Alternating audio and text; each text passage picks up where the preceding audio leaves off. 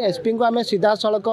दाबी जनवाई चाहूँ अभियोग करने चाहूँ जे गत 23 तारिख शनिवार दिन भद्रक जिला आगरपड़ा महाविद्यालय जो सरकारी कार्यक्रम होता युव ओडिशा नवीन ओडिशा से कार्यक्रम ना रे एक नाटक परिवेशन होता जो नाटक रे कॉलेज पिला माने प्रभु श्रीरामचंद्र माता सीता एवं लक्ष्मण ना नहीं चरित्र को नहीं एक कदर्य एवं अपमान है भाया एक दृश्य आम देखापी पाइलु जोटा कि सोशल मीडिया भाइराल होता ए क्षेत्र में अनेक धार्मिक संगठन सामाजिक संगठन विभिन्न थाना एतला करते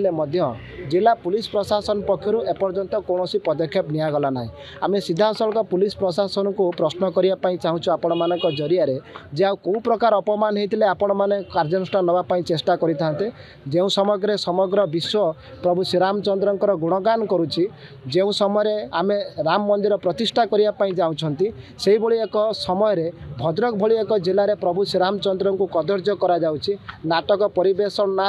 अति घृण्य काम करा जाउची से परिस्थल विभिन्न थाना अभियोग होची किंतु जिला पुलिस प्रशासन कौन पदक्षेप नौना या आम एबीपी पक्षर तीव्र निंदा करुचु एवं आम जनईदेवाई चाहूँ जदि आपण मैंने प्रचेषा न करती आपण मैंने गिरफ्त न करती ताहले विद्यार्थी परिषद आम रास्ता अवरोध यही ऑफिस सामने रास्ता अवरोध करने बाध्य हेबु। निश्चित भाव में बारंबार सोशल मीडिया भाइराल है कॉलेज अध्यक्ष सहित आमर अनेक पिला माने कथा होते कॉलेज अध्यक्ष कौन कर्णपात घटना को करूना तरफ कौन स्पष्टीकरण आसला ना कॉलेज तरफ कौन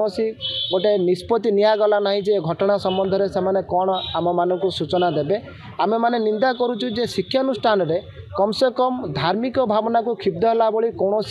कार्यक्रम एमाने विरत रुहतु जहाद्वारा छात्र समाज और हिंदू समाज को कौन क्षुब्ध है भाया कुठारघात है भाया परिस्थिति सृष्टि हेब ना।